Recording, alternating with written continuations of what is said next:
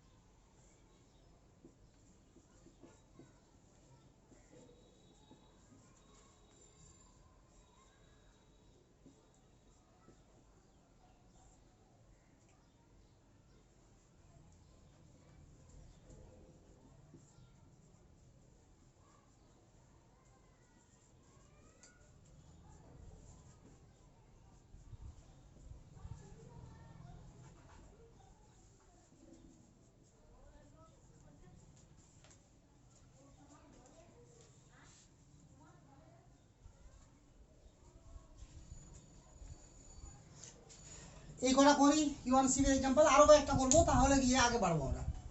তাহলে E1 CB, E1, E2, SN1, SN2 এতগুলো reaction আমাদের অলরেডি কভার করা হয়ে গেছে। তার আগেও রিয়াকশন কিছু কভার করেছি, dehydration of alcohol, pinacolone, electrophilic addition, ব্রোমিনের সঙ্গে reaction NCC, double bond OH এর সঙ্গে কম্পেয়ার শিখেছি, ওজোন শিখেছি, এরকম বেশ কিছু রিয়াকশন শিখেছি, ভার্জ রিয়াকশন, কোলবে রিয়াকশন।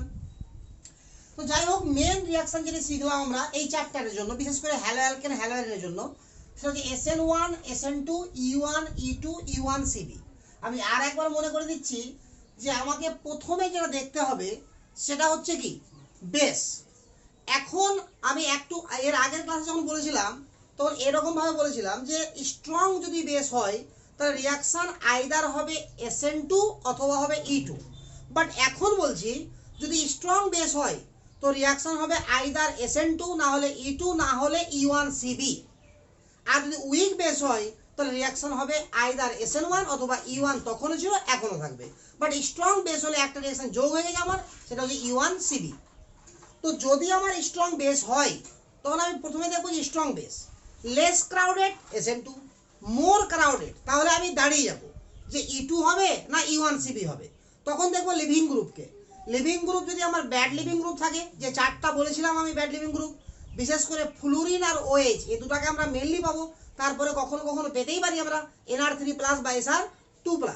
এই চারটা যদি লিভিং গ্রুপের মধ্যে কোনো লিভিং গ্রুপ থাকে তাহলে রিয়াকশন হয়ে যাবে E1 CB, আদারওয়াইজ রিয়াকশন হবে E2 যদি ক্রাউডেড হাই থাকে তো। আর ক্রাউডেড যদি লো থাকে তো রিয়াকশন অলওয়েজ কি হবে আমার SN2। কার ক্ষেত্রে? স্ট্রং বেসের ক্ষেত্রে। তো এখানে আবারও স্ট্রং বেস আছে, ক্রাউডেড আছে, আমার আছে কি ব্যাড লিভিং গ্রুপ, তাহলে রিয়াকশন হবে E1 CB।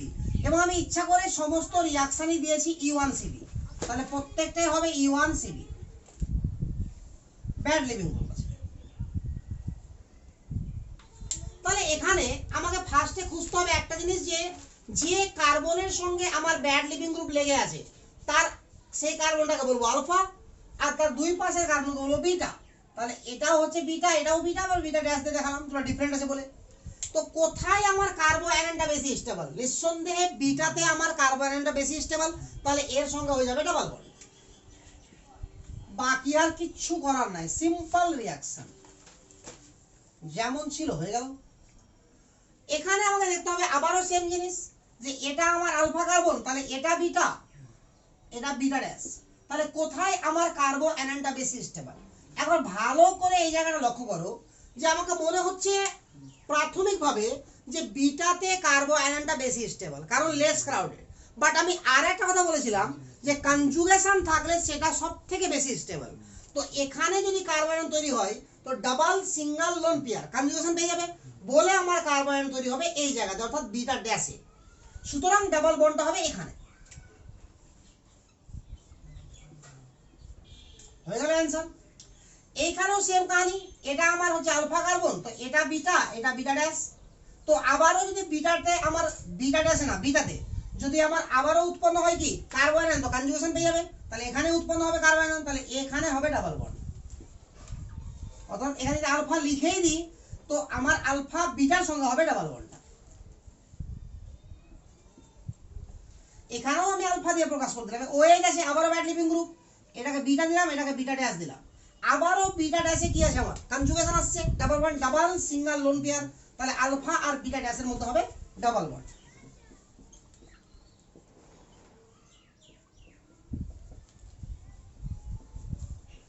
তাহলে এবার আমি এতটুকু বিশ্বাস রাখতে পারি যে আশা করি আমার E1 E2 SN1 SN2 E1 CB সমস্ত রিয়াকশন সম্পর্কে ধারণা মোটামুটি ক্লিয়ার। তারপরেও কিছু রিয়াকশন আর করি যাতে ধারণাটা আরো একটু ক্লিয়ার হয়ে যায়। এই কটা মিটালাম আমি, 10টা মতো করি, 4টা হলো।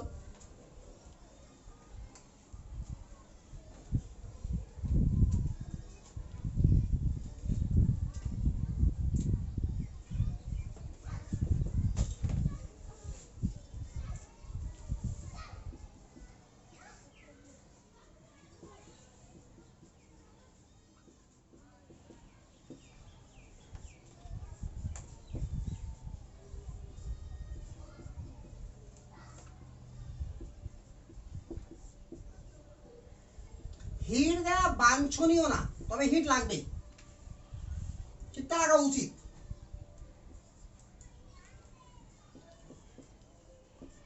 তবে বইয়ের যখন কোশ্চেন করবো আমরা তো হিট অনেক সময় দেওয়া থাকে, অনেক সময় দেওয়া থাকে না।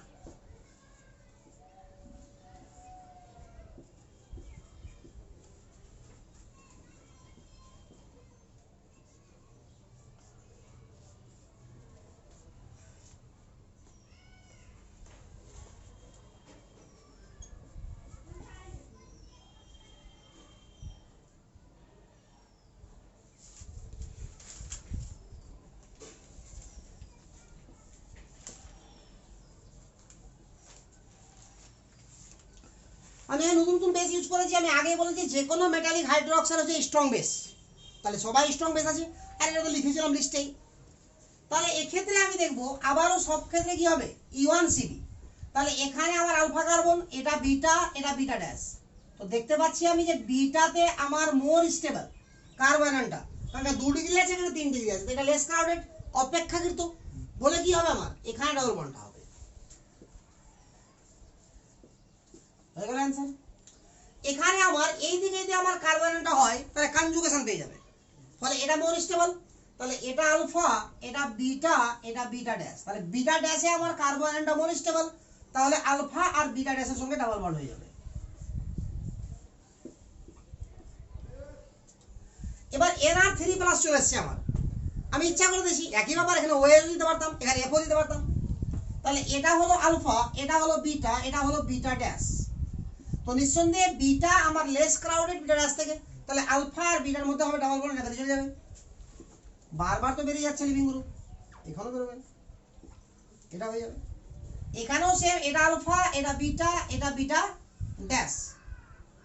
এবার এখানে মজার ব্যাপারটা কি যে আমাকে আপাত দৃষ্টিতে মনে হচ্ছে যে দুদিকেই কি আমার কার্বো অ্যানায়নটা সেম স্টেবল, কোনো কনজুগেশন কিছু দেখতে পাচ্ছি না আমি, তাহলে কি আমি দুদিকেই করতে পারি? না, আমি দুদিকে করতে পারি না। তারপরে আমাকে তাহলে পরের স্টেপ ভাবতে হবে, যদি আমি বিটার দিকে করি তাহলে আলফা বিটার মধ্যে ডাবল বন্ড হবে, তাহলে যে অ্যালকিনটা হলো সেখানে আলফা হাইড্রোজেন থাকবে 3টা, যদি আমরা ভালো করি, আর যদি আমরা আলফা আর বিটা ড্যাশের সঙ্গে ডাবল বন্ড করি তো যে অ্যালকিনটা উৎপন্ন হবে সেখানে আলফা হাইড্রোজেন থাকবে 4টা, তাহলে 4টা আলফা হাইড্রোজেন যুক্ত অ্যালকিন 3টা আলফা হাইড্রোজেন যুক্ত অ্যালকিন থেকে বেশি স্টেবল, বলে আমার আলফা থেকে বিটা ড্যাশের দিকে হবে, তাহলে অনেক কিছুই ভাবতে হবে। তাহলে এই হবে আমার প্রোডাক্ট। লাস্ট একটা एग्जांपल করাচ্ছি, ফটাফট তুলে নাও এগুলো।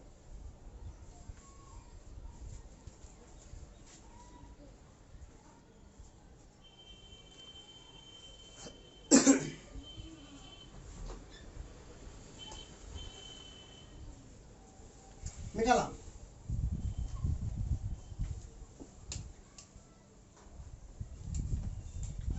যদি আমরা এক্সাম্পলটাকে আর একটু খটকা লাগিয়ে দিই, ইচ্ছা হলেই কোশ্চেনকে কঠিন করা যায়, দেখতে সহজই লাগবে, বাট ধারণা যদি ক্লিয়ার না থাকে তো অনেক ঝামেলা হতে পারে আমার।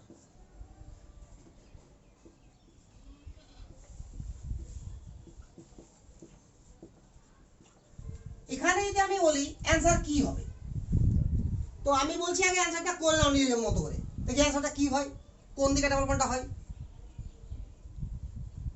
হয়ে গেছে করা? মনে হতেই পারে যে আমার এটা আলফা কার্বন, এটা বিটা কার্বন, এটা বিটা কার্বন, সেম জিনিস আছে, তাহলে যেদিকে আমি ডাবল বন্ড করি আমার ইচ্ছা। বাট আমি এখানে এটা বারবার দেখতে দেখতে এটা ভুলেই গেছি যে এই কার্বনটাও আলফা, এই কার্বনটাও বিটা, তাহলে এই বিটা ড্যাশ আমার অনেক বেশি স্টেবল কার্বন উৎপন্ন করবে এখান থেকে, তাহলে আমার ডাবল বন্ডটা হবে এই দুটোর মধ্যে, আর এই বন্ডটা ব্রেক করে যাবে, তখন তাহলে গোটা পার্টটাই বাদ হয়ে চলে গেল, উৎপন্ন হলো ইথিলিন। তাহলে রিয়াকশন দেওয়ার উপরও ডিপেন্ড করছে, চোখ খুলে রাখতে হবে, চোখ মুখ, যে কোন দিক দিয়ে রিয়াকশনটা হবে।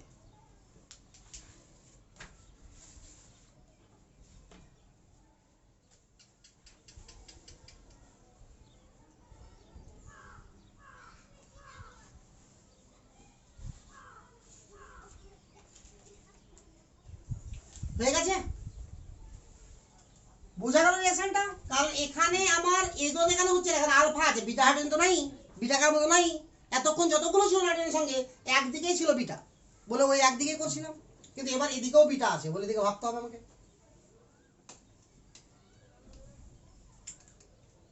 এবার আমি আর একটু রিয়াকশন তুলছি, সিম্পল রিয়াকশন তুলছি একটা, এতক্ষণ ধরে যা যা করেছি তার উপর বেস করে। This is amine, lone pair আছে বলে আমি নিউক্লিয়ার ফাইল হিসাবে ইউজ করতেই পারি, লোন পেয়ার দান করতে পারলেই হলো। এর সঙ্গে যদি আমরা CH3Cl এর রিয়াকশন ঘটাই তাহলে আবার কি রিয়াকশন হবে? নো ডাউট এটা সাবস্ট্রেট, এটা লিভিং গ্রুপ, তাহলে এটা লেস ক্রাউডেড সাবস্ট্রেট, তাহলে SN2 রিয়াকশন হবে। আমি আগেই বলেছি 1 ডিগ্রি সাবস্ট্রেট হলে সবসময় কি হয়? SN2। তাহলে কি করবে? এই লোন পেয়ার এখানে দান করবে আর লিভিং গ্রুপ বেরিয়ে যাবে। তাহলে আমার প্রোডাক্ট কি হলো? চুপচাপ আগে দেখে যাও, রিয়াকশনটা ভালোই টাফ রিয়াকশন আছে একটা। আপাতত এরকম হলো নাইট্রোজেন লোন পেয়ার দান করেছে বলে নাইট্রোজেন প্লাস হয়ে গেল, আর Cl মাইনাস বেড়ে গেছে, কোনো যায় আসে না আমার। যে কোনো কম্পাউন্ডে যখন দেখবো আমরা যে নাইট্রোজেন লোন পেয়ার দান করার ফলে আমার পজিটিভ চার্জগ্রস্ত হবে এবং সেই নাইট্রোজেনের কাছে যদি হাইড্রোজেন থাকে তাহলে ও ফটাফট কি করবে? সে হাইড্রোজেনটাকে ব্রেক করে দেবে, অর্থাৎ হাইড্রোজেন H+ রূপে এখান থেকে বেরিয়ে যাবে। তো বেরিয়ে গিয়ে কি উৎপন্ন করলো? CH3CH2, আবার নিউট্রাল হয়ে গেল, ওটা H হয়ে গেল, একদিকে CH3 হয়ে গেল। এখন এই রিয়াকশনে যদি আমি এটাকে এক্সেস নিই, এক্সেস নেওয়া থাকে না সাধারণত, সবসময় এক্সেস ধরে নিতে হয় আমাকে এই ধরনের রিয়াকশনের ক্ষেত্রে। তো এটা এক্সেস আছে, আমি বলে দিলাম যে এটা এক্সেস আছে, তাহলে এটা তো আমার আরো আছে, তাহলে এটা যেটা উৎপন্ন হলো এটা আবারও বেশ এবং অপেক্ষাকৃত এর থেকে ভালো বেশ, কারণ 1 ডিগ্রি আমিন ছিল, এটা 2 ডিগ্রি আমিন আছে। তাহলে পুনরায় আবার কি করবে ও? এখানে যে আমি আবার Cl নিয়ে নিই, আচ্ছা আবার এটাকে স্টেপ 1 ধরলাম আমি, এবার ধরছি স্টেপ 2।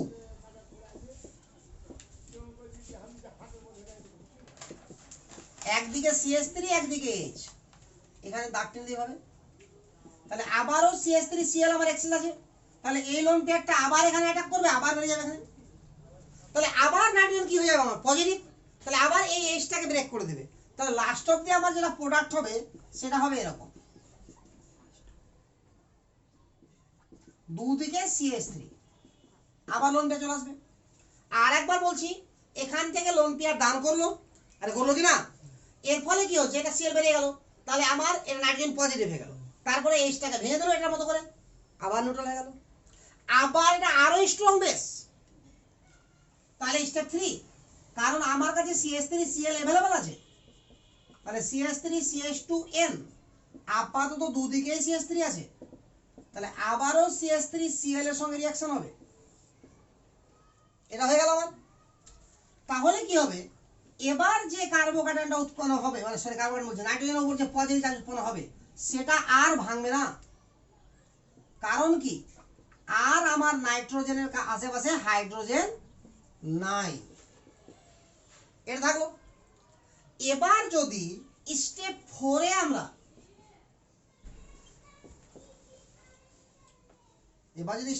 আমরা যেটা হয়েছে, আপাতত এটা হয়েছে, এখানে পজিটিভ আছে, যে কোনো মেটালিক হাইড্রোক্সাইড দিয়ে দিই স্ট্রং বেস, তাহলে এটা এবার ব্যাড লিভিং গ্রুপ হিসেবে কাজ করবে। তাহলে এটা হয়ে গেল আলফা, এটা হয়ে গেল বিটা, তাহলে আলফা বিটার মধ্যে ডাবল বন্ড ভেঙে যাবে। তাহলে এই লাস্ট স্টেপটা হয়ে গেল আবার E1CB। তো এই পুরো রিঅ্যাকশনটাকে, আচ্ছা এই অ্যারোটাকে আমি একটু এভাবে দেখাচ্ছি। তো পুরো রিঅ্যাকশনটাকে আমার লেখা থাকে এইভাবে, CH3CH2 NH2 plus CH3Cl access লেখা থাকে না, AgOH দেওয়া আছে মানে এক্সেস ধরতেই হবে। এখানে স্ট্রং বেস যদি সঙ্গে দেওয়া থাকে তাহলে আমাকে ধরতেই হবে কি ওটা আমার এক্সেস আছে। আর যদি এখানে স্ট্রং বেস দেওয়া না থাকে তাহলে ফার্স্ট স্টেপে যেটা উৎপন্ন হলো সেখানে প্রোডাক্ট শেষ। বোঝা গেল? এই ধরনের, আর একবার বলছি, এখানে যদি আমার এটার সঙ্গে সঙ্গে CH3Cl বা CH3CH2Cl মানে SN2 হওয়ার জন্য যা দরকার, লেস ক্রাউডেড বা 1 ডিগ্রি সাবস্ট্রেট যদি আমার দেওয়া থাকে, আর সেক্ষেত্রে যদি স্ট্রং বেস দেওয়া থাকে, তো আমাকে ধরে নিতে হবে যে এটা এক্সেস আছে, আমাকে রিঅ্যাকশনে দেওয়া থাকবে না, এরকম ধরে নিতে হবে এটাকে যে আছে। তাহলে এরকম বারবার রিঅ্যাকশন হবে, লাস্ট স্টেপে রিঅ্যাকশন কমপ্লিট হবে। আর যদি এটা না দেওয়া থাকে তাহলে আমি একটা স্টেপে রিঅ্যাকশন শেষ করে দেবো এখানে। আর এই ধরনের রিঅ্যাকশনকে বলা হয় Hofmann exhaustive methylation. Hofmann exhaustive, HOFFMANN, Hofmann এক্সজস্টিভ,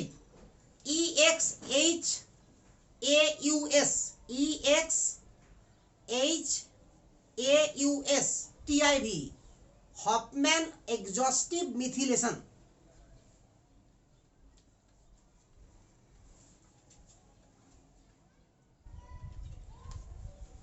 Hofmann exhaustive methylation.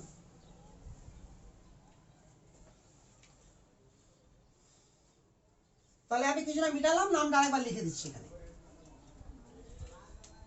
এখানে কি আছে, AgOH,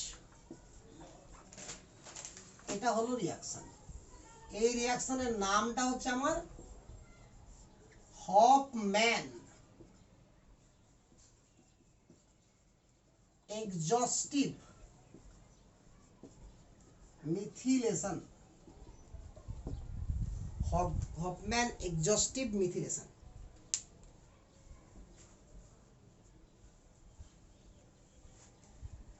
হয়ে গেছে?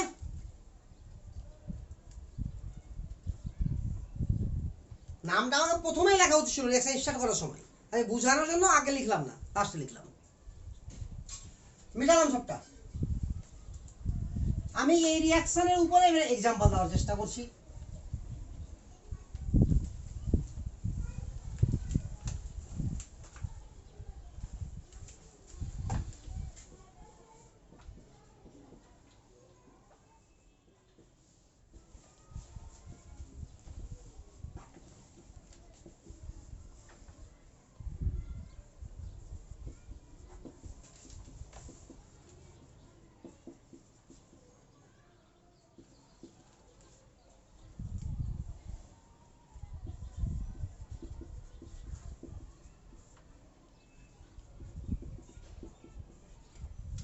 তো ফার্স্ট রিঅ্যাকশনে কোন রকম স্ট্রং বেস আমার ইউজ নাই, অতএব ফার্স্ট রিঅ্যাকশনে একটা স্টেপই হবে, অর্থাৎ এখানে এটা এক্সেস নাই।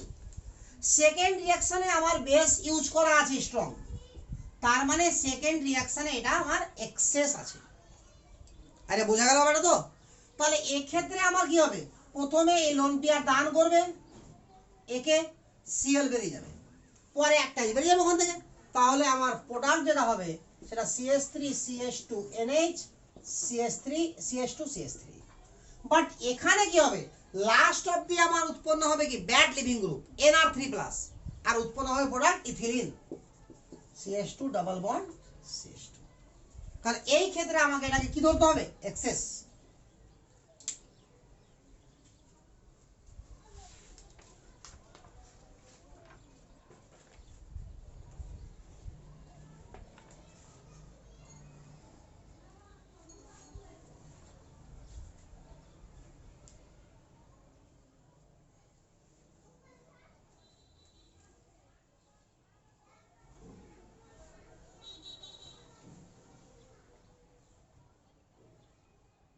হয়ে গেছে। এবার আমরা পয়েন্ট করব EI।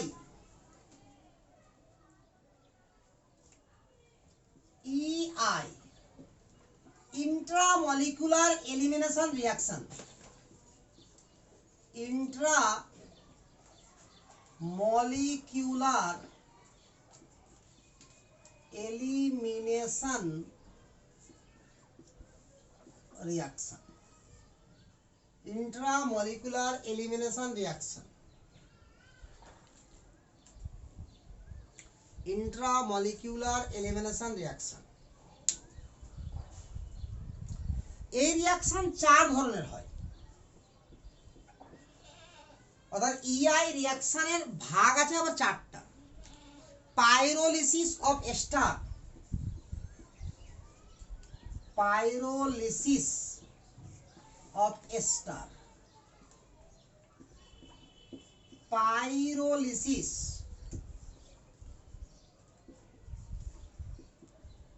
of xanthate, pyrolysis of xanthate, Kopp's reaction, অনেকে এটাকে কপচি রিঅ্যাকশন বলা হয়। পাইরোলিসিস অফ নাইট্রোঅ্যালকেন,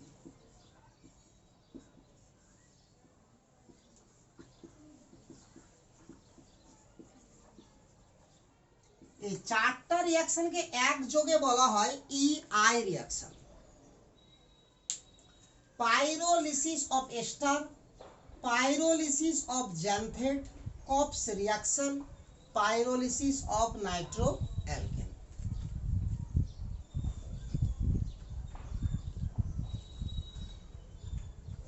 হয়ে গেছে। পাইরোলিসিস মানে কি? পাইরো মানে হিট, আর লিসিস মানে টুকরা করে দেওয়া, ভেঙে দেওয়া। তো হিট দিয়ে কোনো মলিকুলকে দু টুকরা করে দিলাম, এর নামই হচ্ছে পাইরোলিসিস। এবার এখানে কি বলা হয়েছে, পাইরোলিসিস অফ এস্টার মানে এস্টারকে দু টুকরা করবো, পাইরোলিসিস অফ xanthate মানে xanthate-কে দু টুকরা করবো, পাইরোলিসিস অফ নাইট্রোঅ্যালকেন তো নাইট্রোঅ্যালকেনকে দু টুকরা করবো। এখানেও দু টুকরা করতে হবে, বাট এখানেও হিট দিয়ে হবে, ঠিক আছে কিনা? বাট তো তারপরেও নামটা কপস রিঅ্যাকশন, কারণ একটু গন্ডগোল আছে রিঅ্যাকশনটাতে, সরাসরি পাইরোলিসিস হয় না ওখানে। বাকি তিনটাতে আমার সরাসরি পাইরোলিসিস হবে। ক্লিয়ার? তো আমি শুরু করি পাইরোলিসিস অফ এস্টার থেকে।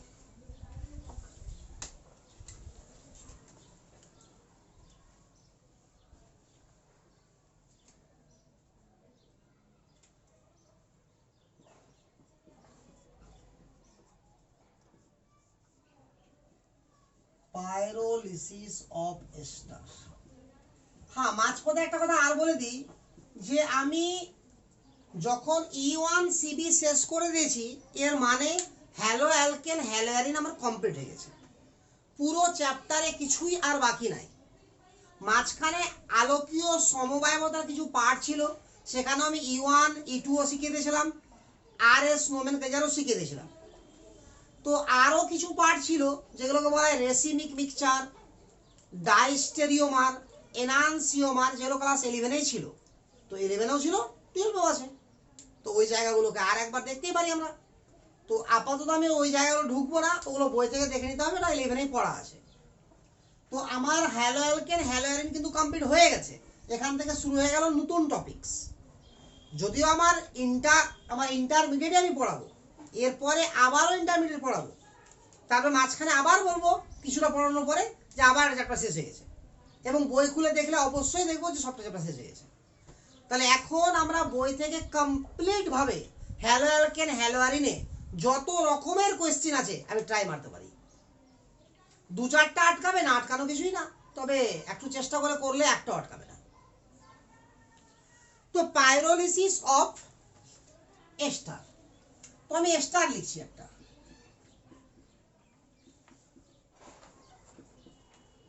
This is ester. তবে পাইরোলিসিস যদি করতে হয় এস্টারে, তো সিঙ্গেল বন্ডেড অক্সিজেনের সঙ্গে যে কার্বন থাকবে তাকে বলা হয় আলফা কার্বন, তারপরে কার্বনটা তাহলে কি বলা বিটা কার্বন। তো বিটা হাইড্রোজেন মাস্ট বি থাকতে হবে, বিটা হাইড্রোজেন মাস্ট বি থাকতে হবে, না হলে পাইরোলিসিস অফ এস্টার ঘটবে না। তারপরে আরো বড় হতে পারে, কোনো যায় আসে না, বাট বিটা হাইড্রোজেন থাকাই চাই। বিটা হাইড্রোজেন কোনটা? সিঙ্গেল বন্ডেড অক্সিজেনের সঙ্গে যে কার্বন থাকবে তাকে বলা হবে আলফা কার্বন, তারপর বলা বিটা কার্বন। এখানে বিটা হাইড্রোজেন কটা আছে? তিনটা। আরে ক্লিয়ার না, ক্লিয়ার না দুর্গু? এখানে আমরা কি করবো, শুধু হিট দিব, দু টুকরা হয়ে যাবে হিট দিলে।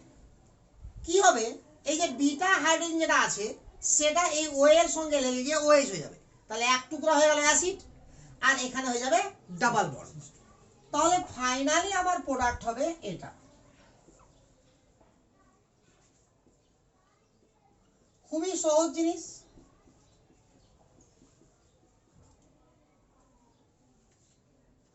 যদি আমি রিঅ্যাকশনটাকে এভাবে দিতাম,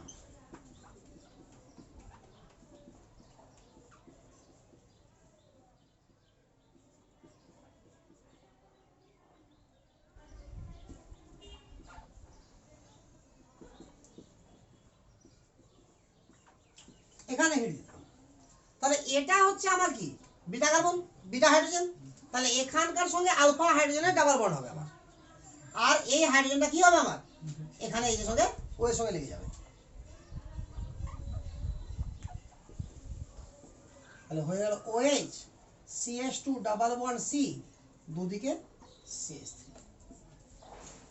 তো যদিও আমার মনে রাখার জন্য এভাবে আমি পড়ি, বাট অ্যাকচুয়াল মেকানিজম যদি দেখি তো আমার কি হচ্ছে, এখানে লাগছে OH আর এটা হবে ডাবল বন্ড। এরকম একটা কোশ্চিন 2011 আইআইটিতে পড়েছিল, সেই কোশ্চিনটা করছি আমি। এই কোশ্চিনটাকে সিম্পল আকারে দিচ্ছি, তো ওরা কি পড়েছিল বলছি। এটা ভালো তুলে নাও, ফটাফট তুলে নাও এটা।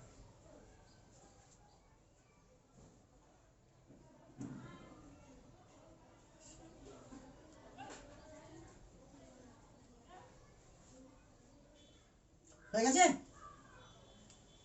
যেটা পড়েছিল পরীক্ষাতে সেটা এটা পড়েছিল, এই কোশ্চিনটা।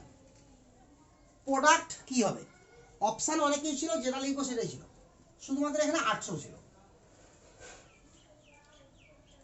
তাহলে আমরা অ্যান্সার কি করব, আপাতত যা শিখেছি তাতে আমরা অ্যান্সার এটা করব, সি ডাবল বন্ড OH হয়ে গেল এখানে, আর এখানে হয়ে গেল ইথিলিন। এটা আমার ভুল অ্যান্সার, কিন্তু এটাই তো করছি এতক্ষণ ধরে। তো ঠিকটা কি হবে, এবার দেখি রিঅ্যাকশনটাকে। মেকানিজম দেখলে আরো স্পষ্ট হয়ে যাবে যে রিঅ্যাকশনটা হচ্ছে।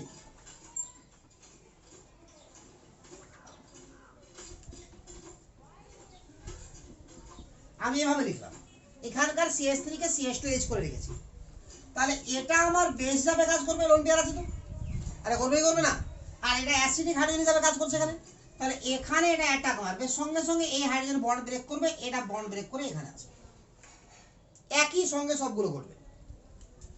তাহলে কি হলো, CH3 CH2 C double bond 18 আছে, মানে আইসোটোপ দেওয়া আছে, এটা OH, এটা হয়ে গেল 18, এটা হয়ে গেল প্লাস, এখানে O মাইনাস, এদিকে ইথিলিন তৈরি হয়ে গেছে। এবার কি হবে, এই মাইনাসটা এখানে ডাবল বন্ড ফর্ম করবে, এটা এখানে ডিসচার্জ হয়ে যাবে, তাহলে CH3 CH2 C OH, তাহলে 18 সঙ্গে লাগছে OH টা। এই হচ্ছে অ্যাকচুয়াল মেকানিজম। তো যাই হোক, এত টাফ টিপিক্যাল কোশ্চেন আমার আসবে না, আমাকে সিম্পল আকারে যেটা শিখলাম সেটা মনে রাখলেই হয়ে যাবে। আরে বুঝা গেল কথা না, সিম্পল আকারে যেটা শিখলাম সেটা মনে রাখলেই হয়ে যাবে।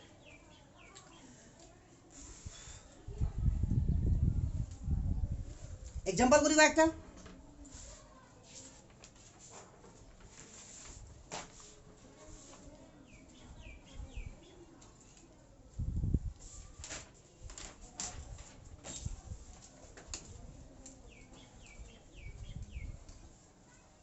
কয়েকটা কোশ্চেন করে নি।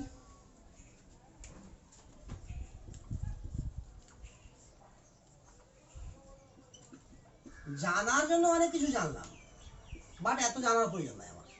অ্যাকচুয়ালি ওএস তো হবে ডাবল বন্ডের সঙ্গে, তো দরকার কি এত? আমি তো নর্মাল লিখবো। তাহলে আমার এটা আলফা, এটা বিটা, তাহলে আলফা বিটার মধ্যে ডাবল বন্ড হবে, আর এখানে হয়ে যাবে ওএইচ, বাস কাহিনী শেষ আমার। তাহলে আমার জন্য তো এটাই বেটার। তাহলে CH3C ডাবল বন্ড ও OH, কাহিনী শেষ, হবে হবে।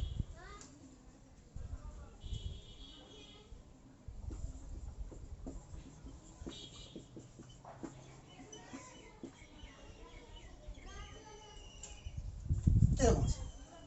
তাহলে এটা আলফা কার্বন, এদিকটাও বিটা, এদিকটাও বিটা, যে কোনো একটা ডাবল বন্ড হয়ে গেল, আর এটা ভেঙে যাবে, এখানে OH হয়ে যাবে।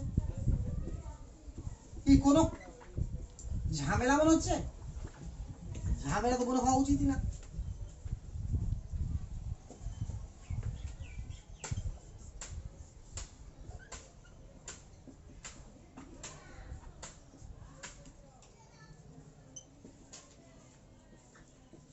এরকম যদি থাকে তাহলে এখানে আলফা, এটা বিটা, তাহলে বা এটাও বিটা হতে পারে। তাহলে পরে আমার এটা আলফা হলে এটা বিটা ধরবো, কারণ কনজুগেশনে ডাবল বন্ড উৎপন্ন হতে হবে এবং দুটো একসঙ্গেই যাবে, কোনো যায় আসে না। আরে হয়ে গেছে। ঠিক একইভাবে পাইরোলিসিস অফ জ্যান্থেট, জ্যান্থেটে কি হবে, ও এর জায়গাতে শুধু এস বসবে, আর কিচ্ছু না। ও এর জায়গাতে কি বসবে আমার, এস, বাস হয়ে যাবে পাইরোলিসিস অফ জ্যান্থেট।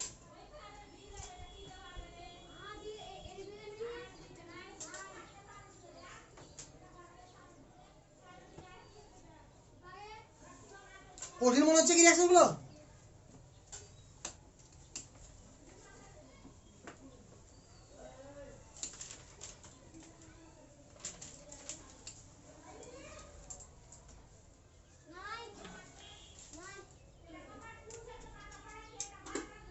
পাইরোলিসিস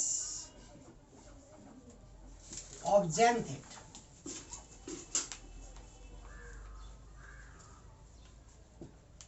পাইরোলিসিস অফ জ্যান্থেট এটা কিচ্ছু না, সিম্পল জিনিস, শুধুমাত্র আমার অক্সিজেনের জায়গাতে এস ঢুকে যাবে,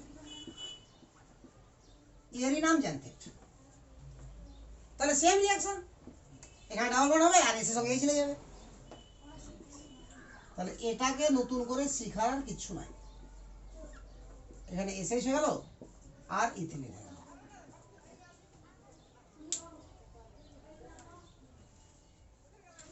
এবার আমরা ভালো করে শিখবো একটু কপস রিঅ্যাকশনটাকে। কপস রিঅ্যাকশন,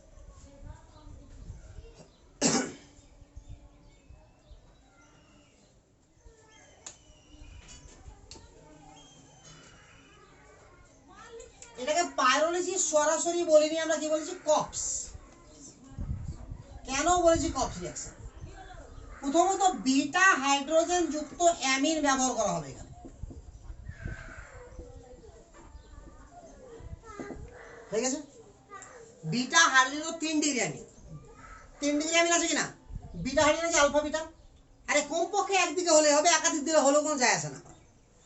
ফার্স্টে দিব এখানে পারক্সাইড, কিন্তু আমরা পারক্সাইড। তো আমাকে একটা জিনিস মনে রেখে চলতে হবে যে 3 ডিগ্রি অ্যামিনের উপস্থিতিতে পারক্সাইড বিয়োজিত হয়ে জায়মান অক্সিজেন দেয়। কি বললাম? 3 ডিগ্রি অ্যামিনের উপস্থিতিতে পারক্সাইড বিয়োজিত হয়ে জায়মান অক্সিজেন দেয়। তো নিয়োজিত পারক্সাইড উদ্দেশ্য কি, জায়মান অক্সিজেন তৈরি করা।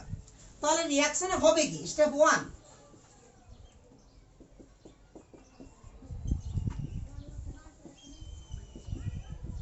জায়মান কথাটা যখন বলা হবে আমাকে, জায়মান মানে আমরা থার্ড ব্র্যাকেটে লিখি ঠিকই, বাট ভ্যাকান্ট অরবিটাল যুক্ত অ্যাটমকে জায়মান বলা হয়।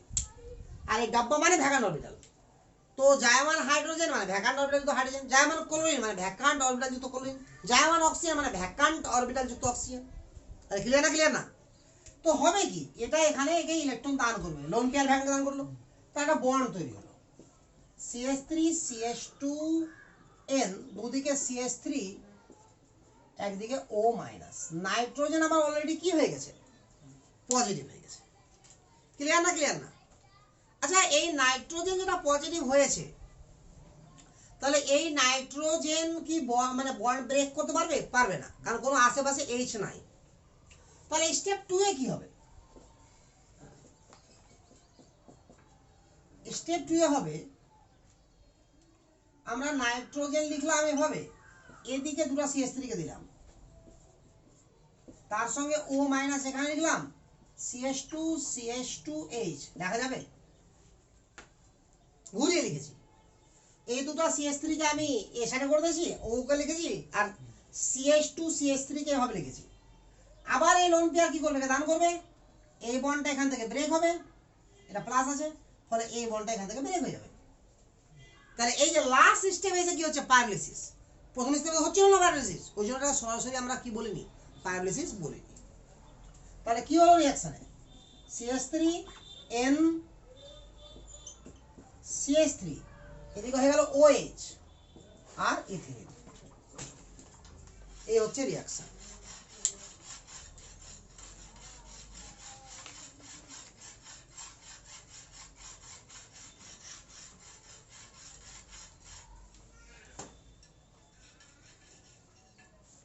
হয়ে গেছে? Actually Nitro alkane same reaction করবে। কেন করবে আমি দেখাচ্ছি এবার। তাহলে 4 নম্বর রিঅ্যাকশন ছিল pyrolysis of nitro alkane. Pyrolysis of nitro alkane.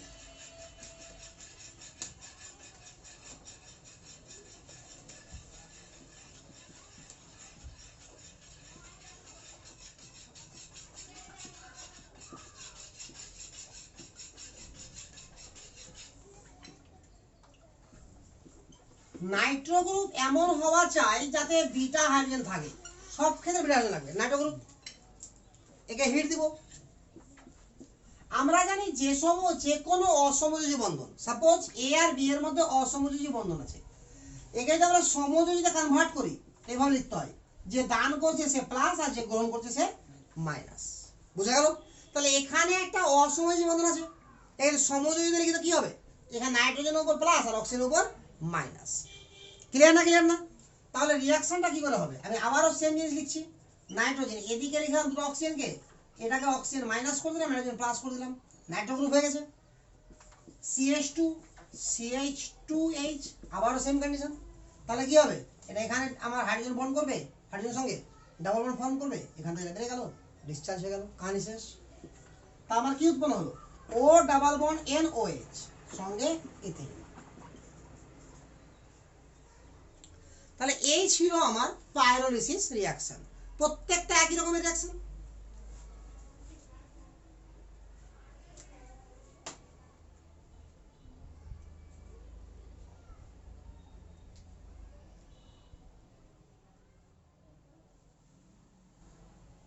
হয়ে গেছে?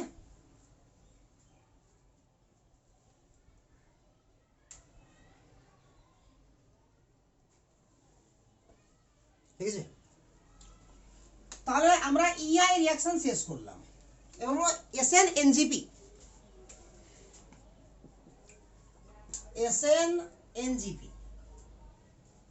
একটু বোরিং লাগবে কারণ সব নতুন নতুন জিনিস। SNNGP এটা কিরকম? আমরা এতক্ষণ যখন জলের রিঅ্যাকশন শিখেছিলাম, বিশেষ করে সাবস্টিটিউশন রিঅ্যাকশন, সেক্ষেত্রে কি ছিল? একটা লিভিং গ্রুপ, একটা nucleophile.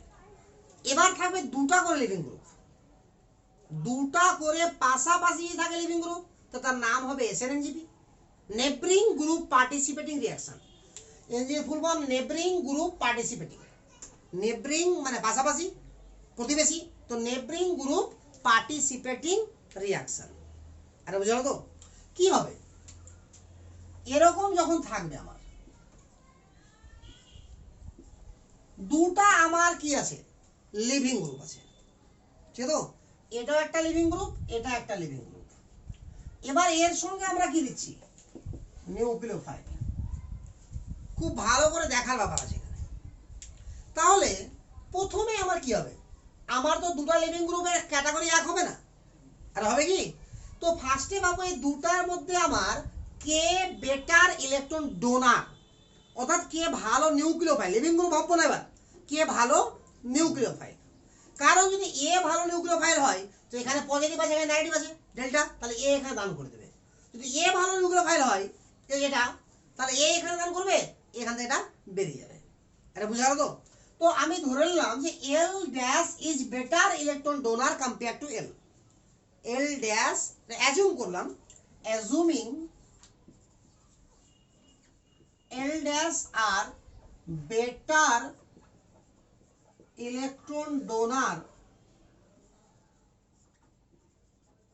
compared to L. L dash are better electron donor compared to L.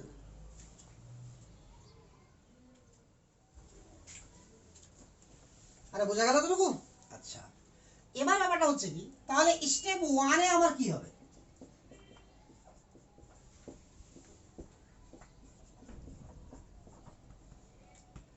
তাহলে এখান থেকে লোন পেয়ার দান করবে একে, আর এটা বেরিয়ে যাবে।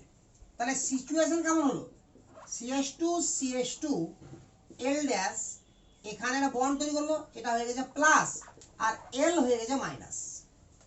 আর হয়েছে, এবার কি হলো, নিউক্লিওফাইল ওখান থেকে আবার অ্যাটাক মারবে, আবার ওখান থেকে ফিরে গেল।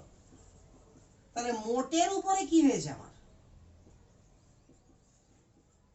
লিভিং গ্রুপ একটা বেরিয়ে গেছে, একটা নিউক্লিওফাইল ঢুকে গেছে। এই ধরনের রিঅ্যাকশনকে বলা হয় কি? SN-NGP।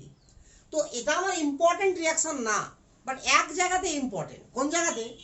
SN1 SN2 and SN-NGP তুলনা হয়। SN1 এ কি হয়? রেসিমাইজেশন। SN2 তে কি হয়? ওয়াল্ডান ইনভার্সন। আর SN-NGP তে কি হয়? রিটেনশন। যেখান থেকে বেরোলো সেখানেই ঢুকলো, ওটাকে বলা হয় রিটেনশন। এই পার্থক্যটাই ইম্পর্টেন্ট, বাস আর কিছু না। SN1 এ হয় রেসিমাইজেশন, SN2 তে হয় ওয়াল্ডান ইনভার্সন, সব শিখানো আছে হলো। আর SN-NG তে কি হলো? রিটেনশন, আর কিছুই না। তো যদি আমার ক্লোরিন থাকে আর ব্রোমিন থাকে, কে থাকে? ক্লোরিন অ্যান্ড ব্রোমিন, তাহলে আমার কি হবে? কে বেরোবে? ক্লোরিন আর ব্রোমিন যদি থাকে তাহলে বেরোবে কে? তাহলে আমার গুড লিভিং গ্রুপ কোনটা? ব্রোমিন। তাহলে ক্লোরিন ইলেকট্রন দান করবে, ব্রোমিন বেরিয়ে যাবে, কাহিনী শেষ। আরে বুঝলো তো? তাহলে এখানে যদি ক্লোরিন হতো, ক্লোরিন দান করে যায়, ব্রোমিন বেরিয়ে গেছে। এইটুকুই রিঅ্যাকশন। এখন যদি এরকম না হয়ে যদি এরকম হতো যে দুটা যে লিভিং গ্রুপ আছে সেটা পাশাপাশি কার্বনে নাই, দূরে দূরে আছে, আরে বলতো পাশাপাশি না হয়ে দূরে দূরে আছে, তখন কি হতো? তখন রিঅ্যাকশনের নাম হয়ে যেত SNI। তখন রিঅ্যাকশনের নাম কি হয়ে যাবে? SNI। কিরকম?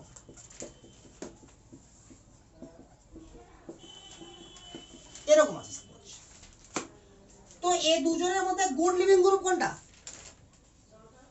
Cl। আরে এটা তো ব্যাড লিভিং গ্রুপ, খাঁটি, জানি আমরা।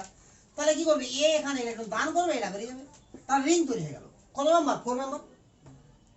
আরে বুঝা গেল না? তবে দাওয়া থাকবে এমন ভাবে যাতে 5 মেম্বার হয়। একটা আমি CH2 যোগ করে দিচ্ছি, ওইভাবে কোশ্চেন থাকে, তাহলে 5 মেম্বারই হবে। ও এর সঙ্গে একটা এইচ আছে, ওটা প্লাস হয়ে গেছে, এটা ডিসচার্জ হয়ে গেল, কাহানি শেষ। তাহলে যত হিবিজিবি রিঅ্যাকশন ছিল সব শেষ। তাহলে নামের আমি অনেকগুলো রিঅ্যাকশনই কিন্তু অলরেডি শিখে ফেললাম। তাহলে এক দিক থেকে আমি সবটাকে হালকা করে রিভাইজ করছি, কারণ নাহলে সব ভুলে যাবো আমি। SN1 থেকে শুরু করে তুলা হয়ে গেছে, ফটাফট তুলে নাও আগে, তার রিভাইজটা আমি করে দিচ্ছি আগে থেকে।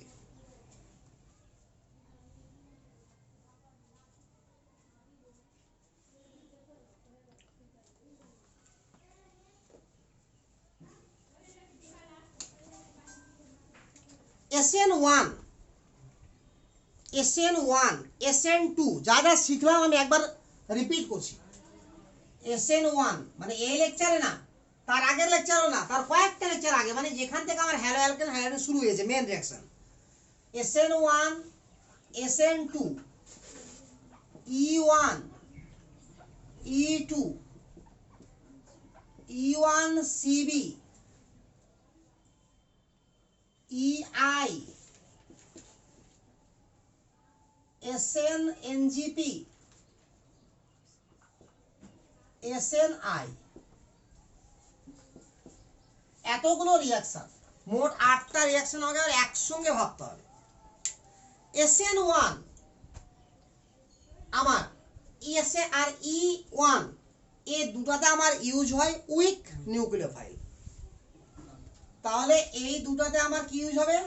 উইক নিউক্লিওফাইল, SN1 এ আর EI এ। আরে ক্লিয়ার না? এটাতেও আমার উইক নিউক্লিওফাইল,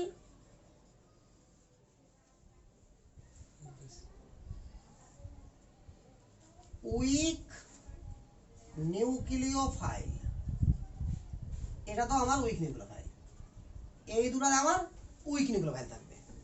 আর উইক নিউক্লিওফাইল রূপে আমরা পাবো কাকে? জলকে অথবা অ্যালকোহলকে, বাস, আর কাউকে পাবো না।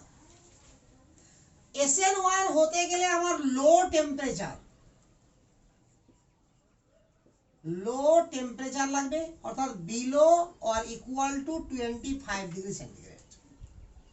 E1 হতে গেলে আমার হাই টেম্পারেচার অর্থাৎ গ্রেটার দেন 50 ডিগ্রি সেন্টিগ্রেড, এখানে ইকুয়াল ইকুয়াল টু হবে না। চলে আসছি এবার আমরা SN2, E2, E1CB, SN2, E2, E1CB, প্রত্যেক ক্ষেত্রে আমার ইউজ হবে স্ট্রং বেস। এখানে হবে less crowded substrate,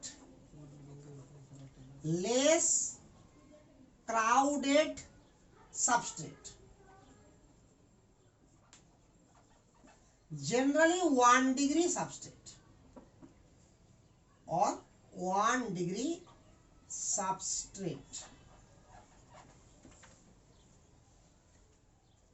E2 and EI, E1CB, আবারও বলছি E2 and E1CB দুই ক্ষেত্রে কি হবে? হায়ার ক্রাউডেড, ঠিক আছে, high crowded 3 degree or crowded substrate, 3 degree or crowded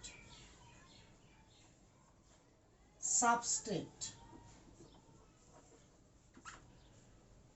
হয়ে গেছে। বাট E2 হতে গেলে আর E1CB হতে গেলে, E2 হলে গুড লিভিং গ্রুপ, এখানে হলে গেলে ব্যাড লিভিং গ্রুপ রূপে আমি পাবো ফ্লুরিন OH, NR3+, SR2+।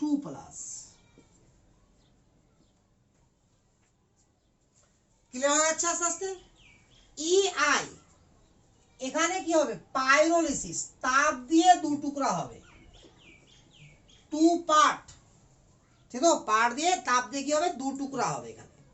এখানে 4টা ভাগ ছিল আমার, কি কি ছিল? Pyrolysis of ester, pyrolysis of জ্যানথেট, কপসি বা কপস রিঅ্যাকশন, আর একটা হচ্ছে আমার পাইরোলিসিস অফ নাইট্রো অ্যালকেন। তাহলে প্রত্যেক ক্ষেত্রে কি হচ্ছিল? হিট অ্যাপ্লাইয়ের দ্বারা মলিকুল দুটো পার্টে ভাগ ছিল। আমরা এখানে হিট দিব, তাহলে দুটো পার্টে ভেঙে যাবে, এর নামই হচ্ছে কি? EI। SNNGP, এখানে কি হবে? নেইবারিং গ্রুপ পার্টিসিপেটিং রিঅ্যাকশন, অর্থাৎ এখানে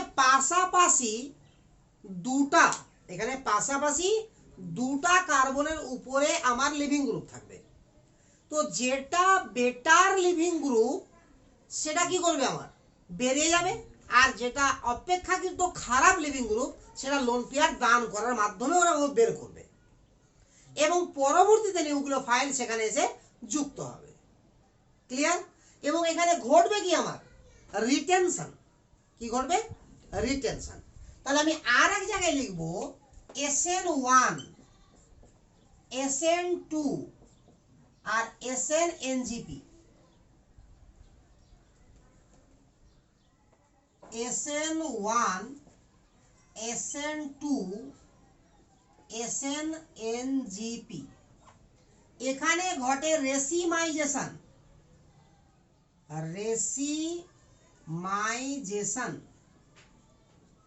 অর্থাৎ RS or DL, RS or DL এর মিক্সচার। এখানে আমার ঘটবে ওয়ালডেন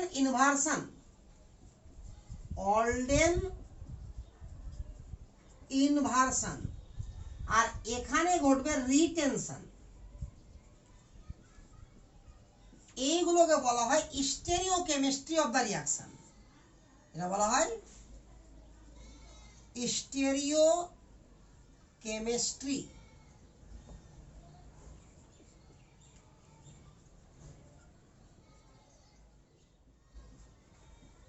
অফ দ্য রিয়াকশন। এটি হচ্ছে স্টেরিওকেমিস্ট্রি অফ দ্য রিয়াকশন। তাহলে এটার রিটেনশন মানে কি, যেখান থেকে লিভিং গ্রুপ বেরোবে সেখানেই নিউক্লিওফাইল ঢুকবে। ওয়ালডেন ইনভার্সন মানে কি, ছাতার মতো উল্টে যাবে। ওয়ালডেন ইনভার্সন মানে ছাতার মতো উল্টে যাবে। ডিএল মিক্সচার বা আরএস মিক্সচার বা রেসিমাইজেশন মানে কি, একটা আমার অপটিক্যালি অ্যাক্টিভ, দুটো অপটিক্যালি অ্যাক্টিভ, একে অপরে এনহান্সি ওভার হবে এবং এনহান্সি ওভারকে 50-50 অনুপাতে মিশিয়ে দিয়ে যেটা উৎপন্ন হবে তাকে বলা হয় রেসিমাইজেশন, রেসিমিক মিক্সচার, এবং ঘটনাটাকে কি বলা হয়, রেসিমাইজেশন। এই হলো কাহিনী। তাহলে SNNGP তে মনে রাখার মতো এটা কথা, এই পার্থক্যটা তিনটার সঙ্গে। তারপরেও কি বললাম, যে দুটা লিভিং গ্রুপ হবে পাশাপাশি, যেটা গুড লিভিং গ্রুপ সেটা বেড়ে যাবে, আর যেটা ব্যাড লিভিং গ্রুপ সেটা লোন পেয়ার দান করার মাধ্যমে গুড লিভিং গ্রুপকে বের করবে। আর পরে আবার যেখান থেকে গুড লিভিং গ্রুপ বেরোলো সেখানেই গিয়ে নিউক্লিওফাইল অ্যাটাক করবে বলে বলা হয় রিটেনশন। SNIটা কি, সেম অফ SNNGP, বাট ডিফারেন্টটা কি, এখানে পাশাপাশি দুটো কার্বনের উপরে ছিল লিভিং গ্রুপ, আর এখানে কি থাকবে, দূরে দূরে লিভিং গ্রুপ থাকবে। ফলে যেটা গুড লিভিং গ্রুপ আর একটা ব্যাড লিভিং গ্রুপ থাকবে, তো ব্যাড লিভিং গ্রুপ কি করবে, লোন পেয়ার দান করার মাধ্যমে গুড লিভিংকে বের করে দেবে এবং একটা রিং জাতীয় কম্পাউন্ড তৈরি হবে বা সাইক্লিক কম্পাউন্ড তৈরি হবে। একদম ক্লিয়ার? তাহলে পুরা যা যা রিয়াকশন শিখলাম তার ছোট করে একটা হিস্ট্রি লিখে দিলাম এখানে। আরে ক্লিয়ার তো?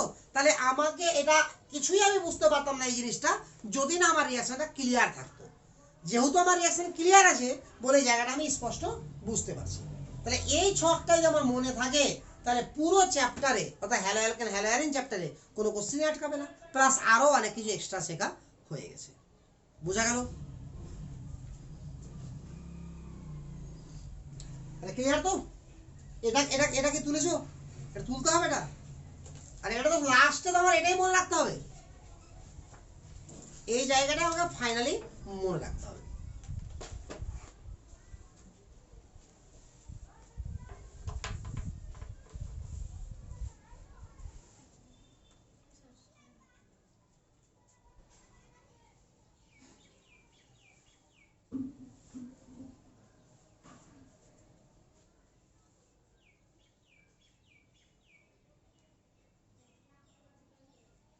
তাহলে এখান থেকে আমি এটাও বলতে পারি যে ফ্রি রেডিকালের যে কাহিনীগুলো ছিল তার কিছু রিয়াকশন আমার আছে পড়ে, যেমন ফটো হ্যালোজেনেশন, ক্লোরিনেশন, ব্রোমিনেশন, আয়োডিনেশন, আর অ্যান্টি মার্কোনিকভ রুলস। অর্থাৎ যেখানে হাইড্রোজেন বেশি থাকবে সেখানে লাগবে নেগেটিভ পার্ট, আর যেখানে হাইড্রোজেন কম থাকবে সেখানে লাগবে পজিটিভ পার্ট। ক্লাস 11-এ পড়েছি আমরা। তাহলে এর পরের ক্লাসে আমরা শুরু করব কার্ব অ্যানায়ন, যেটা আরো বেশি ইম্পর্টেন্ট অ্যালডিহাইড কিটোন চ্যাপ্টারের পয়েন্ট অফ ভিউ এবং অ্যালকোহল চ্যাপ্টারেরও কিছু অংশ। তাহলে এই ক্লাসটা এখান পর্যন্ত ক্লিয়ার।